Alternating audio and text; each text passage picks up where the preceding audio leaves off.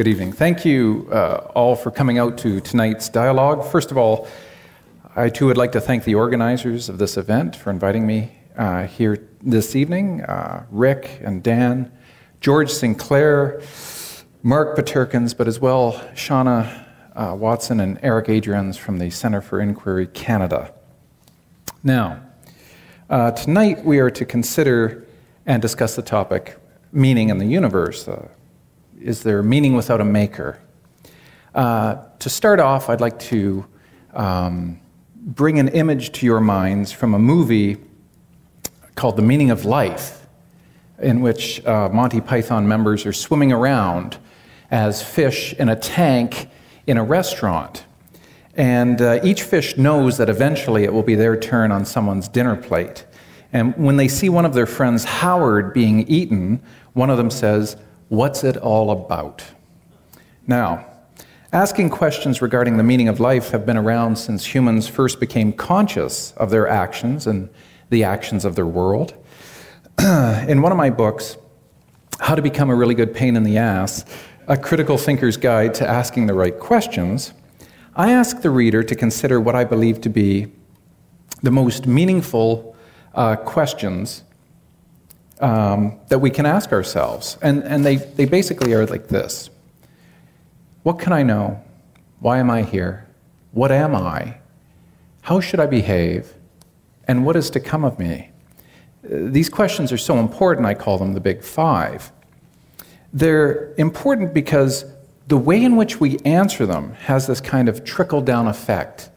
And it tells us a great deal about ourselves, who we are, and what we think. And they further tell us a lot about how we answer other important questions in life, euthanasia, abortion, human rights, and so on and so forth. For tonight's dialogue, there are generally, as Oz pointed out, there are going to be two types of responses to the question about the meaning of life, a natural and a supernatural. I'm going to offer the natural explanation. Oz is offering the supernatural, and predominantly from a Christian point of view. I should let you all know that whenever I'm asked to take part in discussions like this, I always send back the reply, which side would you like me to take? And the reason, and I'm not joking and I'm not being disingenuous here, I really do think it would be interesting at some point for a theist and a person, a secularist, to just swap and do the best job they can. Right? So you can crawl into the skin of another, as it were, and try to imagine what the world looks like through their set of biases. And I think this is important, not just as academics, but for anyone in particular. So, you know, this hasn't been accepted yet, but I'm sure at some point it will be. Now, as a naturalist, let me begin with a bit of background information. I define myself as an atheist. This is an ugly enough term so nobody will scoop me on this term, okay? I'm an atheist towards all world religions, for I'm really not convinced that any of them are accurate. Not only that, but I don't have a reality measuring stick to be able to know. I'm ignorant that any of these religions, could be accurate, could be correct, right? But I'm an agnostic when it comes to whether or not the universe was intended to be. And the reason I am is because ultimately we all have to be. None of us here tonight knows for sure why we're all here tonight. You can put forward ideas and I can counter them and I can say there is no meaning to the universe and so on and so forth, right? But nobody really knows for certain if the universe was intended to be or not. Now, faced with this disjunct, the universe was intended or the universe was not intended, as a skeptic, I acknowledge my own ignorance on such matters, and so I suspend judgment, what the ancient Pyrrhonian skeptics called epoche. Maybe it was, maybe it wasn't. So I'm going to suspend judgment. If the universe was somehow intended to be as it now is, I have found no direct evidence to indicate this.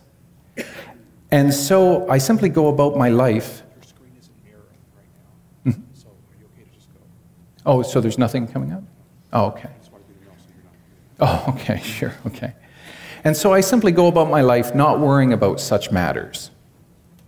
I will instead worry about issues which matter most to me, my fellow inhabitants, and other species. If there is no God as an intentional creative force of the universe, then the universe is simply accidental, and we as humans are a product of that accidental occurrence.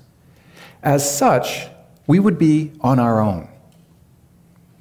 The universe would be devoid of any absolute meaning or moral sense. This prospect scares some people, and I can understand why. I was once a born baptized Roman Catholic.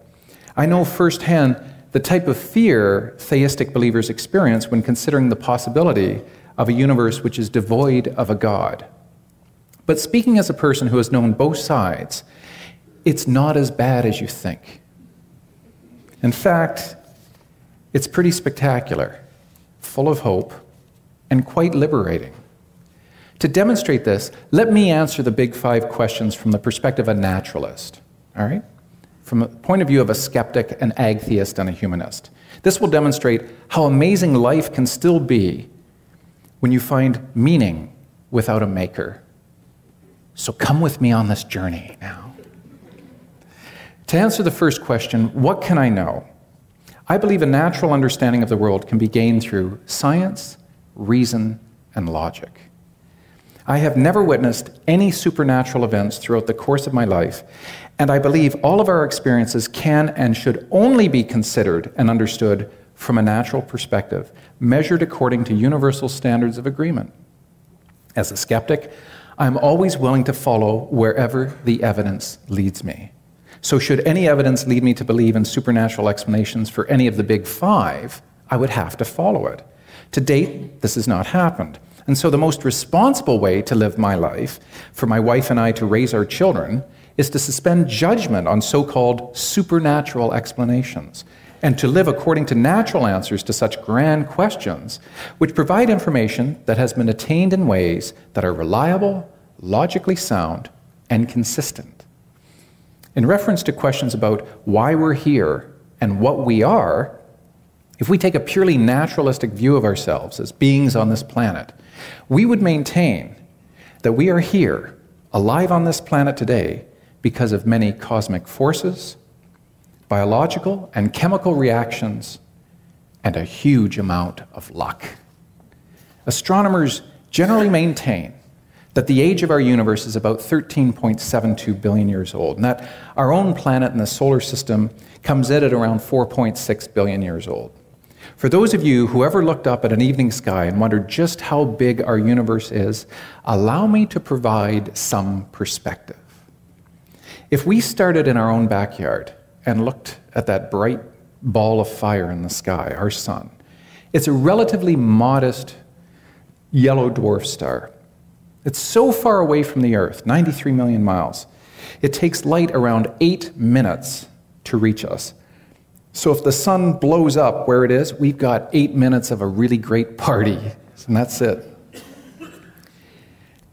It would take the space shuttle 7 months to get to the sun, flying at its top speed of 17,500 miles per hour.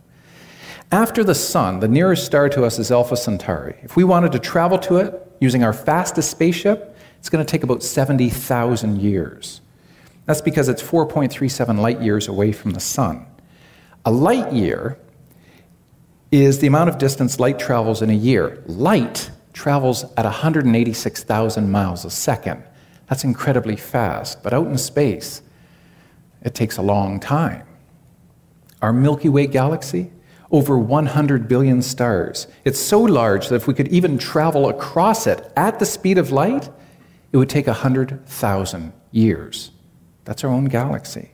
Even so-called nearby galaxies beyond our Milky Way, they're so far from us, the light from them takes millions of years to reach our eyes.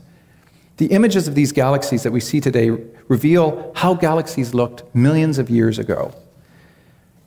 The nearest spiral galaxy to ours, Andromeda, much like the Milky Way, 2.2 million light years away. It's approaching our galaxy at the rate of 670,000 miles per hour.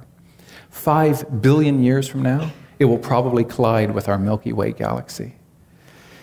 Aside from the Milky Way and Andromeda, NASA estimates that there are at least 100 billion galaxies. in our universe. Some galaxies so far away that light arriving on Earth today set out from them billions of years ago.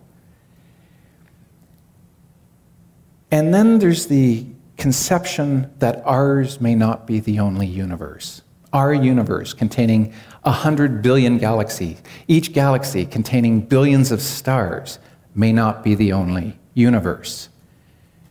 M theory, the idea of a multiverse, that is to say that there may be an infinite number of universes, bigger and smaller in different ways from ours right now, exist outside of our own universe. That's about as mind-bogglingly incredible as you're going to get in this auditorium without the use of marijuana as you're going to get. Think of that. All right, so the universe is 13.72 billion years old. But it doesn't totally answer the question of what and why we're all here, right? Instead, what it does indicate is, given the vast enormity of our known universe, the ultimate answer to why we're all here is a tautology. We're all here because we're all here, right? In a purely natural context, there's no real rhyme or reason to why we're here. We just got lucky. And we could have just as easily not been here. No buildings, no roads, no technology, no ice capades. A startling fact of which most people on this planet are blindly unaware is that 99% of every species that has ever existed on this planet is extinct. 99% of every species, of every plant and animal that ever has walked, scurried, grown, flown, tunneled, ran, climbed, or hopped on this planet is dead and gone. And we humans are just one more species. But surely the universe and all that's contained within it could not simply have come into being just like that, right? Not without a push from some supernatural agent, right? To be a naturalist, the universe and everything in it simply is. Whether it was a big bang or an enormous number of starts and failures, or whether there are other types of universes existing in other dimensions in a multiverse, or that we are just holograms, the fact of the matter is that naturalists see no need to inject a creator into the mix to help explain why we're all here. Some physicists, people like Lawrence Krauss, maintain that the universe, ours, could have come into being out of nothing. Some will say something cannot come from nothing, right? Ex nihilo nihil fit. Out of nothing comes nothing, said the medievals. Well, to many, this doesn't make sense. And I can sympathize with them using that kind of logic, right? It seems contradictory. However, if it weren't for the quirky world of quantum physics or the possibility of an infinite series of universes, this might be right. As Plato, Aristotle, and Thomas Aquinas argued many years ago, there had to be a prime mover, something to get the ball rolling, as it were. However, quantum fluctuations happen without apparent cause. To quantum physicists, if we can observe the effects of this type of unusual behavior happening before our eyes today, then why is it so difficult to imagine that something can come from nothing billions of years ago? As well, it's not easy to understand that what we define as the universe may not have a beginning or an end. This is another possibility we need to consider. According to the late physicist and my past colleague and friend, Victor Stenger, the universe always has been and always will be, so something need not come from nothing at all, since it has always been here. So ends the paradox of becoming and needing a prime mover. The natural answer to the questions, why am I here and what am I, involves a number of physical processes. They can range from quantum fluctuations in a negative vacuum, which initially gave rise to our universe 13.72 billion years ago, to the cataclysmic cosmic forces which formed the Earth and solar system 4.6 billion years ago, to the gradual development of continents and Pangea, to the first developing single-celled organisms, to the gradual evolution of more complex organisms, to invertebrate sea dwellers, to vertebrates which eventually crawled out of the sea and onto land, to the origin of reptiles, insects, birds, and mammals. And from here, the line of descent through modification of various traits allowed our ancestors to pass through mammalian stages, which eventually gave rise to apes, from which we split with a common ancestor of the chimpanzee some 7 to 8 million years ago, to our species, Homo sapiens' eventual arrival on this planet a mere 200,000 years ago, there's a visual rendering that you can see. It would have been beautifully portrayed on that screen if not for this.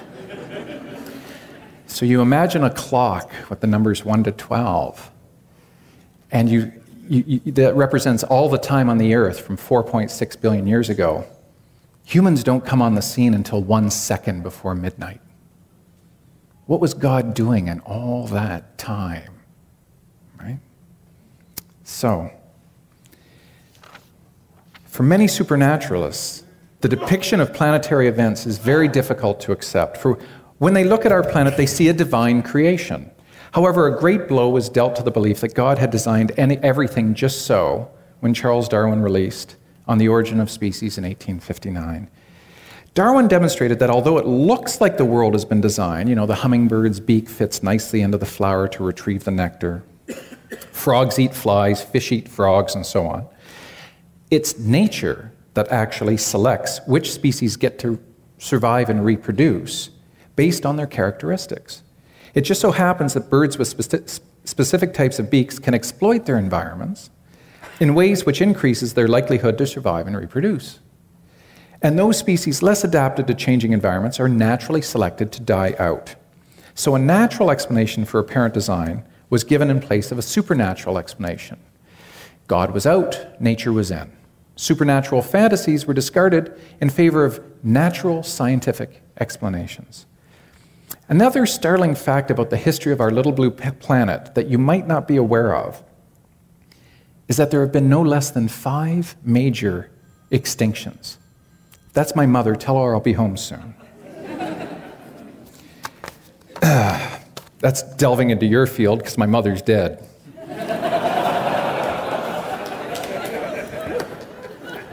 Sorry, Ma. And a hardcore Catholic she was. President of the Catholic Women's League. 5 major extinctions. The Ordovician-Silurian extinction about 440 million years ago. Massive glaciations lock up much of the world's water and ice, cause sea levels to drop, killing massive amounts of marine organisms. The Devonian extinction 360 million years ago. 70% of all species on Earth die. This extinction lasts 20 million years. The Permian-Triassic extinction 250 million years ago, the deadliest. 90% of everything on this planet, dead. The Triassic-Jurassic extinction 200 million years ago, 20% of all marine families gone, mammal-like creatures gone, amphibians gone. And the Cretaceous extinction 65 million years ago. If you've been to the Yucatan, if you've been down to Mexico, if you've been down in Cancun, there's a huge crater down there dated about 65 million years ago. Yeah, all dinosaurs, as well as about half of all species on this planet, went extinct. And that was largely responsible for why we're here tonight, because if it weren't for those big old lizards being taken out, mammals never would have gotten our shot. To repeat the Monty Python fish's question, what's it all about? It means that we are here tonight because we are incredibly lucky. Anything could have happened that could have made our being here impossible. Having the amazing fortune of luck to even exist at all, when we now consider the 4th question, how should I behave? From a naturalist point of view, we find that it is us as humans who must come up with the rules by which to measure the goodness or badness, rightness or wrongness of human behavior. And this requires a great deal of thought and consideration, for we do not wish to judge others too harshly for acts beyond their control, nor do we wish to simply allow any and all behavior to go unpunished.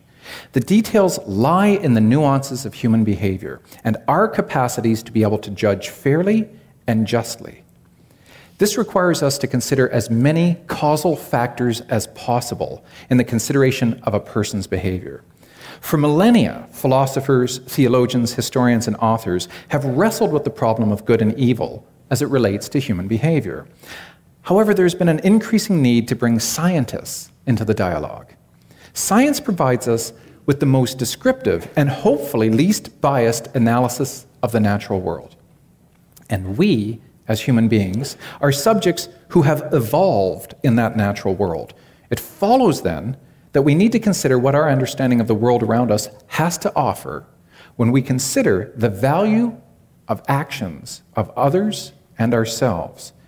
In the current book I am now writing, I consider how humans value behavior and action by bringing together aspects from philosophy, biology, the neurosciences, chemistry, physics, and the social sciences in an attempt to articulate an epistemically responsible account of what it means for Homo sapiens to value the actions and behaviors of themselves and others. In order to do so, we must understand the constraints which anyone has the ability to act in a certain way. The better we understand the constraints affecting human action, the better able we will be to determine culpability and responsibility in light of knowing to what degree a person was or was not in control of their volitions, their wills, their intentions. This proposed revision of understanding human behavior will require a new model. This will attempt to understand human value within the context of known constraints in an effort to designate values of accountability and responsibility. However, we may find that our past conceptions of ethics and law are going to have to change to accommodate a new outlook on human behavior and action. And this will require a radical new outlook on humanity, one which many will find quite disturbing, but will ultimately, and perhaps ironically, become quite liberating. Now finally, to consider in naturalistic terms the last of the big five questions, what is to come of me? We must realize that in our brief time on this earth, we can answer this question in two ways. What is to come of me while I'm still here alive? And what is to come of me after I die? To answer the first part, if you are lucky enough to be born in a country which allows for discussions such as these to take place without fear of repression or violence, consider yourself quite lucky. But if we were to consider this question in terms of what is to come of us after we die, then fear not.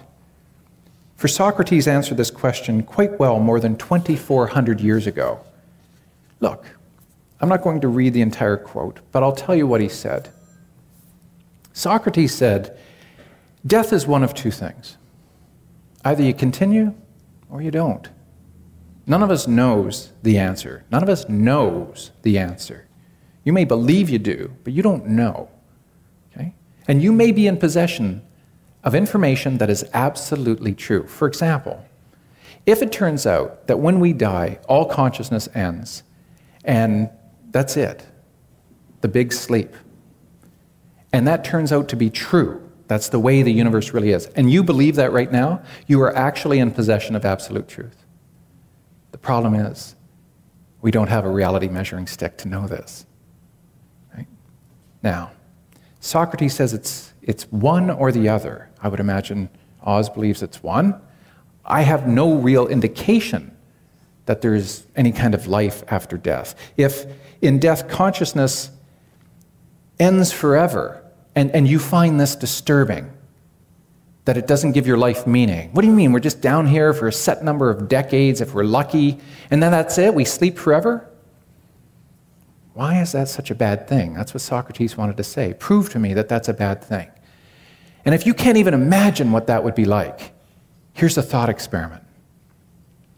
Do you remember what your life was like 10 years before you were born? It'll be just like that. Okay? So you won't be around to bemoan the fact that you're not around. So it won't be that bad. Socrates said infinity will pass as a single night's sleep. That's very poetic.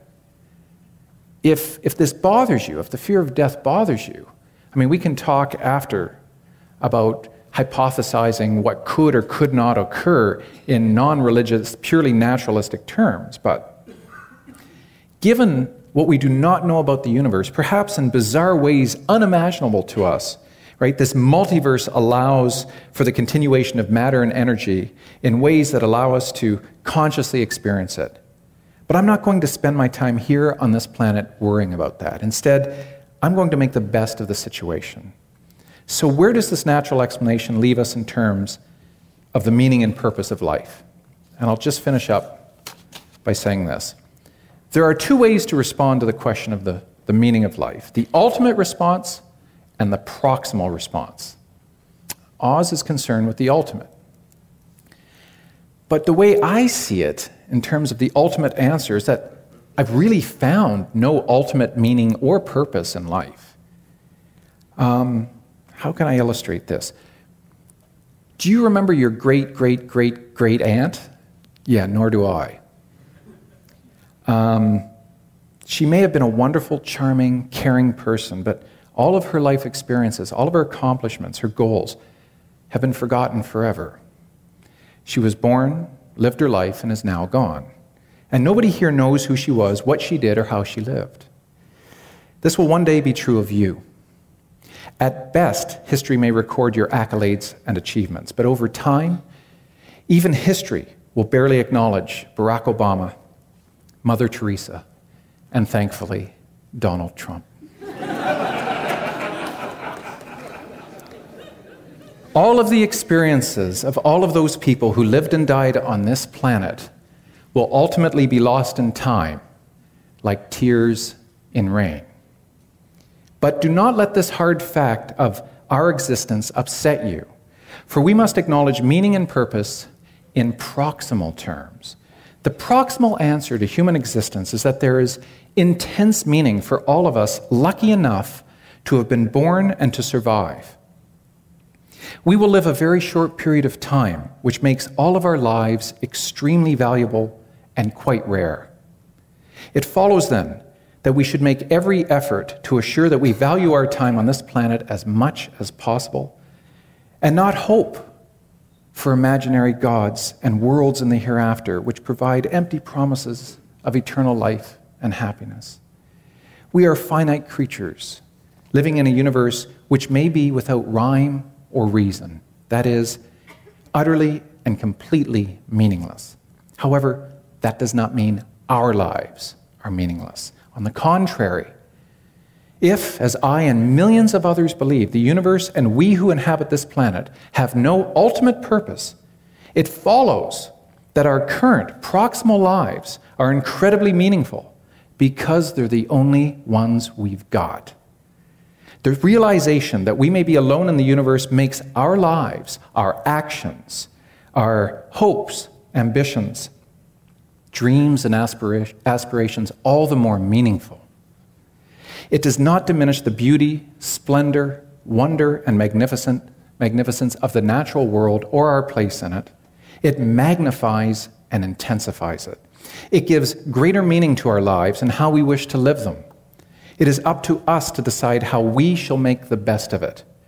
Do not fear this realization, but embrace it. Have the courage to look into the meaninglessness of existence and admit that we have little choice but to try to make the best of our situation.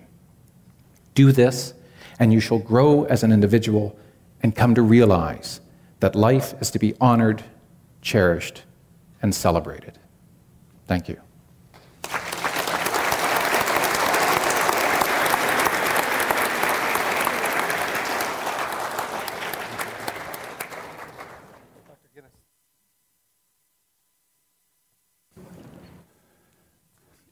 Chris, I appreciated all your descriptions of the wonder and the immensity of the universe.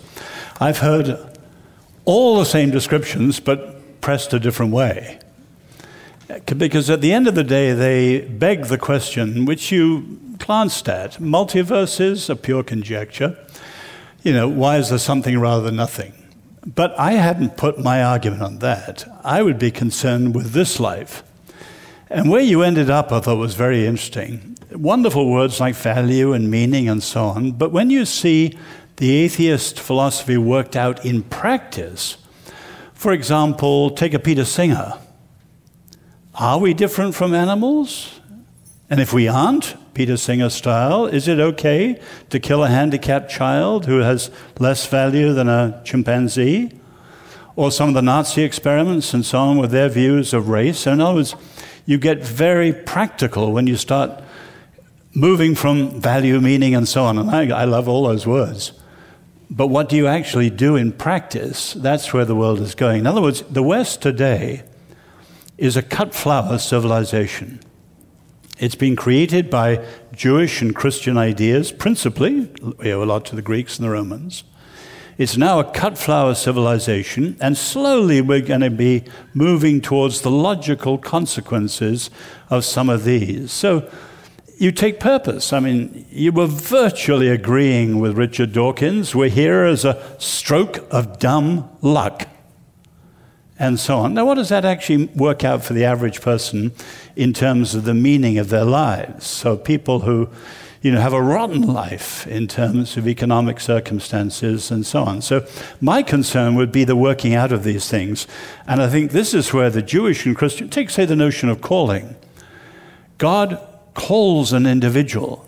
He creates them so they are whom he's made them to be. He calls them so that they become whom he knows they can become. You can see in that notion a very profound view of purpose that hasn't been rivaled anywhere. Now, our friend Bertrand Russell, he would say we're to be like the Greek giant Atlas and carry the world on our own shoulders. But he would admit, that's fine if you're young enough, healthy enough, wealthy enough, you can do it. I did it my way, Frank Sinatra style. But many people simply can't do that. In other words, what you're saying is terrific for the university professor or whatever, or for the wealthy young person. But what does that really mean practically? That's what I'm concerned.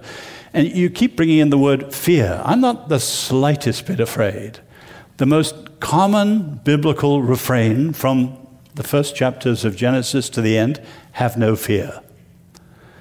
Christians aren't afraid of anything at all. And so our faith isn't because of any fear. It's because we've really thought these things through. And ultimately, it's anchored in the revelation of God, which for the Jews happened at Sinai, and for Christians, we believed, happened in Jesus of Nazareth. And we look at the evidence of that, which you have in the reliability of the Gospels and so on, and come to strong convictions. So I would just say two things in finishing as a gentle challenge to you. One, what are the logical social consequences of the sort of atheism you're prescribing when you move beyond the cut-flower civilization? What are the great societies that have lived like you're saying, that have been deeply human, just, free, and good, and so on? In the 20th century, most of the atheist societies were a disaster for human dignity and freedom. But the other question, have you ever thought of what my mentor Peter Berger calls signals of transcendence? These are things that many atheists have experienced, such deep experiences like a beep, beep, beep, beep. It punctured their atheism and pointed beyond it to something which would have to be true if life was meaningful. They became seekers and eventually came to know God. The most famous example is C.S. Lewis, surprised by joy. Not pleasure, not happiness, joy. Punctured his atheism. My favorite example is W.H. Auden, who was an atheist, left-wing radical, and a homosexual, came to New York to escape the Nazi war clouds, and you may know his story. He went into a cinema because you had to go to the documentary to follow the news of what was happening in Europe, and he saw the siege of Poland, Nazi stormtroopers bayoneting women and children. First time in his life, he says, I knew there was evil in humanity. But, he said, I needed an unconditional absolute to say it was evil, but I spent all my life saying there were no absolutes. So he says, as an atheist, I went through this instant quandary. This was absolutely wrong, but I didn't believe there were absolutes. And he says something like, I left the cinema a seeker after an unconditional absolute and met Jesus. And you can get another great example is Kenneth Clark, for whom it was beauty. You could look at G.K. Chesterton. It's actually many atheists who've had these experiences, which Berger calls signals of transcendence, so profound that they punctured what they believed, pointed beyond it, and out of becoming searchers, they eventually came to a strong faith, for many reasons we haven't looked into tonight. But it was that movement beyond, once again, the inadequacy of atheism. So yes, we can talk meaning, values, and all these things, but how does it work out in practice? That's the problem of our world, with the Peter Singers and people like that. But thank you.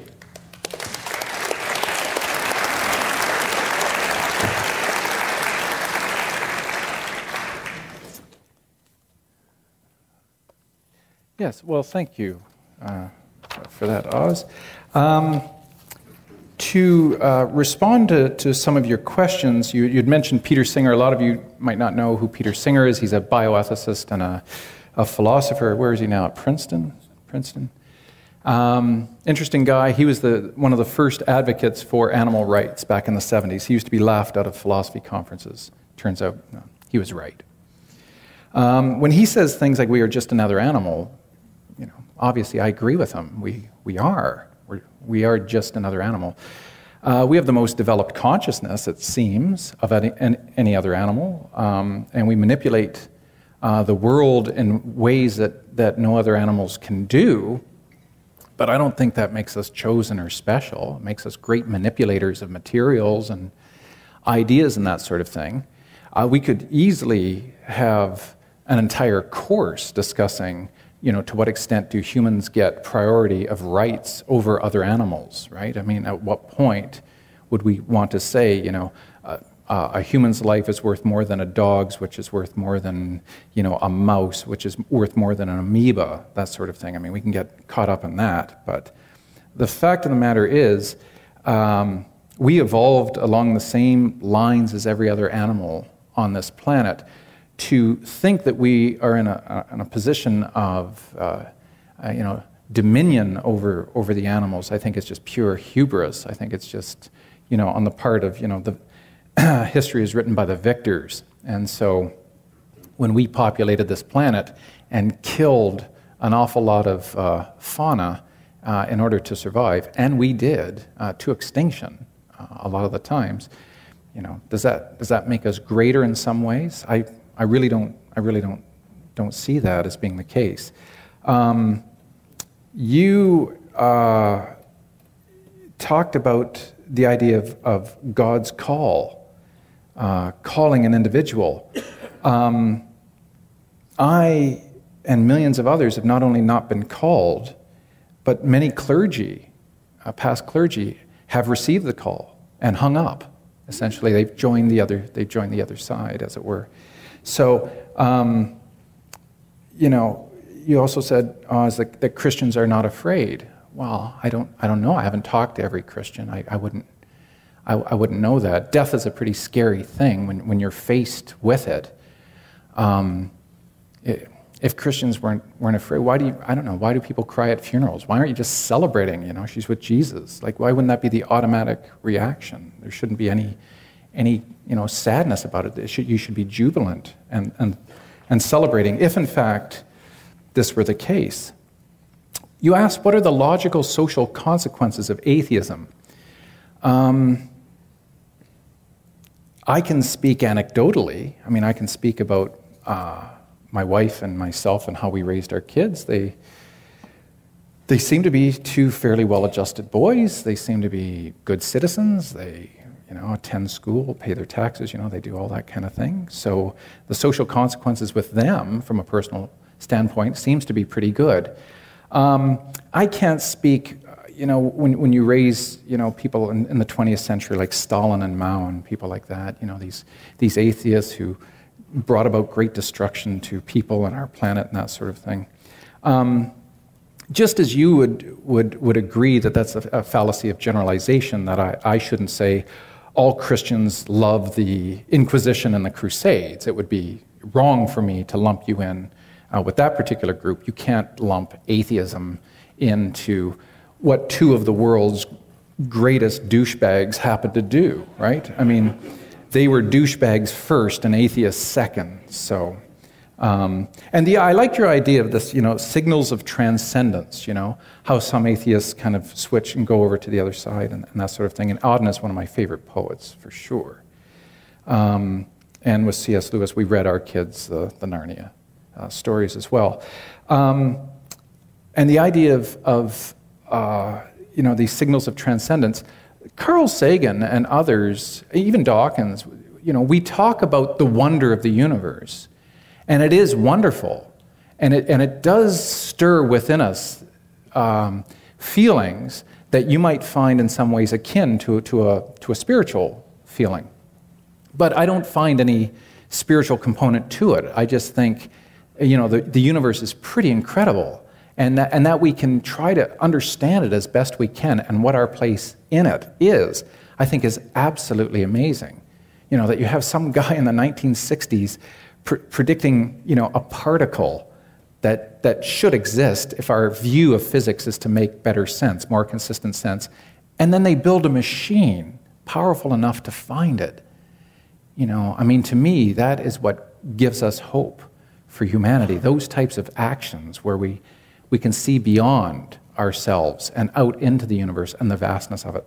So you talk about signals of transcendence. I just see those as being purely secular and basically points of interest that give hope for me for humanity. Thank you.